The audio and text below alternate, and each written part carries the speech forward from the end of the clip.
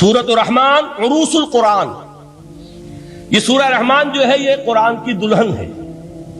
جیسے دلہن کو آپ خوشنما لباس پہناتے ہیں، آراستہ پیراستہ اس کو گہنے اور اس کو زیور پہناتے ہیں، تو جس طریقے سے سجاتے ہیں آپ دلہن کو، اللہ تعالیٰ نے ایک سورت قرآن مجید میں یہ ایسی رکھی ہے سورہ رحمان کہ اسے خوب سجایا ہے۔ بہرحال قرآن کے الفاظ کا جو حسن ہے، جہاں تک حسن معنوی ہے وہ تو ہر لفظ میں ہے، لیکن یہ حسن ظاہری، حسن صوتی، حسن لفظی، یہ اپنے کلائمیکس پر آپ کو نظر آئے گا سورہ رحمان میں۔ اس کی 4 آیات پر ذرا توجہ کریں گے، عجیب حقائق سامنے آئے۔ پہلی آیت کیا ہے؟ الرحمن، ایک آیت ہو گئی۔ رحمان کیا ہے؟ اللہ کا نام ہے۔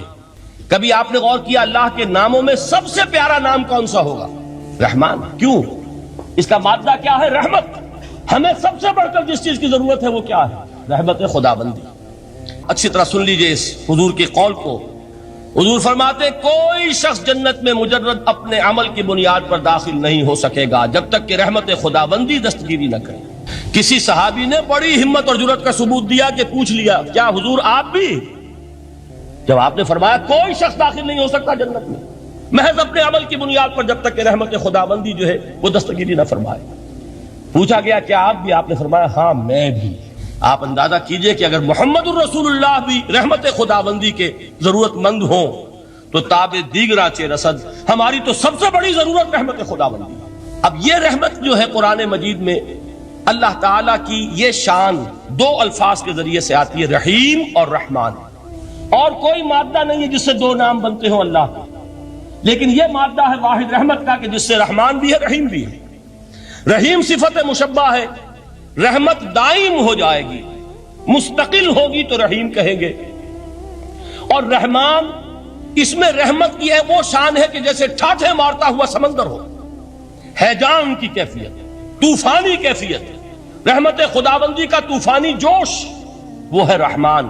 اب آگے چلیے، الرحمن علم القرآن، رحمان نے قرآن سکھایا۔ رحمت خداوندی کا سب سے بڑا مظہر، رحمان کی رحمانیت کا سب سے بڑا مظہر قرآن ہے۔ ان میں جو منطقی ربط ہے اس کو سمجھتے جائیے۔ اچھا آپ یہ سوچئے، جو علم بھی انسان کو حاصل ہوا وہ کس نے دیا؟ اللہ نے۔ سائنس کا علم کس نے دیا؟ اللہ نے۔ علم آدم الاسماء کلھا، وہ علم الاسماء جو حضرت آدم کو دے دیا گیا تھا ازل میں، یہ اسی کا ظہور ہے، یہ اسی کی ایکسفولیشن ہے جو ہو رہی ہے اور ہوتی رہے گی ابھی۔ اور دوسرے علم ہے وہ کس نے دیا؟ اللہ نے دیا۔ لا یحیطون بشیء من علمہ الا بما شاء، مخلوق میں سے کوئی اللہ کے علم میں سے کسی شے کا احاطہ نہیں کر سکتا مگر وہ جتنا اللہ دینا چاہے۔ لیکن یہ کہ تمام علوم میں چوٹی کا علم قرآن۔ نوٹ کرتے جائیے، اب چوٹی کی چیزیں جمع کیجیے۔ اللہ کے ناموں میں چوٹی کا نام رحمان، اللہ نے جو کچھ انسان کو سکھایا اس میں چوٹی کا علم قرآن۔ خلق الانسان، انسان کو پیدا فرمایا۔ سوال یہ کہ حیوانات کو کس نے پیدا فرمایا؟ آسمان کس نے پیدا کی؟ زمین کس نے پیدا کی؟ فرشتے کس نے پیدا کیے؟ کیا مطلب خلق الانسان؟ اس کی تمام مخلوقات میں اس کا کلائمیکس، اس کی تخلیق کی معراج، اس کے تخلیق کا نقطہ عروج انسان ہے۔ یہ ہے کہ جو مسجود ملائک بنا ہے۔ وَلَقَدْ كَرَّمْنَا بَنِي آدَمَ وَحَمَلْنَاهُمْ فِي الْبَرِّ وَالْبَحْرِ وَرَزَقْنَاهُمْ مِنَ الطَّيِّبَاتِ وَفَضَّلْنَاهُمْ عَلَى كَثِيرٍ مِّمَّنْ خَلَقْنَا تَفْضِيلًا۔ تو تخلیق میں سب سے اونچی تخلیق انسان کی، علموں میں سب سے اونچا علم قرآن کا، اللہ کے ناموں میں سب سے اونچا نام رحمان۔ اب آئیے چوتھی چیز، علمہ البیان، انسان کو بیان کی صلاحیت عطا فرمائی۔ کیا اور کوئی صلاحیت عطا نہیں کی؟ بینائی کس نے دی؟ اللہ نے۔ اسی طریقے سے سماعت کس نے عطا فرمائی؟ اللہ نے۔ کتنی فیکلٹیز ہیں، کتنے ایکسٹرنل آرگنز ہیں سینس کے، کتنے انٹرنل سینسز ہیں جو اللہ نے دیے ہیں۔ لیکن یہاں بھی سمجھ لیجئے جتنی فیکلٹیز ہیں ہیومن فیکلٹیز، ان میں ٹاپ کی فیکلٹی جو ہے وہ اسپیچ ہے، کلام ہے، بیان ہے۔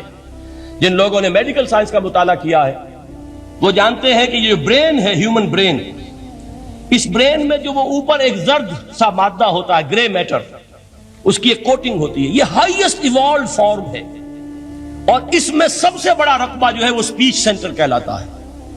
اسی لیے انسان کو حیوان ناطق کہتے ہیں۔ حیوان کے اور انسان کے مابین امتیاز قائم کیا گیا، نطق، گویائی، بولنا۔ اب یہ کیا چیز ہوئی؟ انسان کی صلاحیتوں میں سے سب سے اونچی صلاحیت۔ 4 آیتیں ہو گئی نا۔ اللہ کے ناموں میں سب سے چوٹی کا نام رحمان۔ اس نے جو علوم پیدا کیے ان میں چوٹی کا علم قرآن۔ اس نے جو مخلوقات پیدا فرمائی ان میں چوٹی کی مخلوق انسان۔ انسان کو جو صلاحیتیں اور استعدادات عطا فرمائی ان میں چوٹی کی استعداد بیان۔ جمع کیجئے، نتیجہ کیا نکلے گا؟ وہ نتیجہ ایک حدیث نبوی کی شکل میں سامنے آتا ہے۔ پہلی حدیث میں نے یہی پڑھی تھی، اس کے راوی کون ہے؟ عثمان ابن عفان۔ میں حیران ہوتا ہوں، وہ قافیہ یہاں بھی موجود ہے، رحمان قرآن، بیان انسان، عثمان عفان، باپ کا نام بھی اسی وزن پر ہے، عثمان ابن عفان۔ عن عثمان ابن عفان رضی اللہ تعالی عنہ قال قال رسول اللہ صلی اللہ علیہ وسلم، حضرت عثمان شہید مظلوم ذو النورین رضی اللہ تعالی عنہ فرماتے ہیں کہ اللہ کے رسول صلی اللہ علیہ وسلم نے فرمایا، خیرکم من تعلم القرآن وعلمہ، تم میں سے بہترین لوگ وہ ہیں جو قرآن سیکھیں اور سکھائیں۔ قوت بیان جو تمہاری ٹاپ فیکلٹی ہے، اس کا استعمال کسی گھٹیا کام کے لیے نہیں ہونا چاہیے۔ دیکھیے اردو میں محاورہ ہے کہ توپ سے مکھی نہیں ماری جاتی۔ توپ بنائی گئی ہے کسی بڑی شے کے لیے، مکھی مارنے کے لیے توپ استعمال نہیں ہوتی۔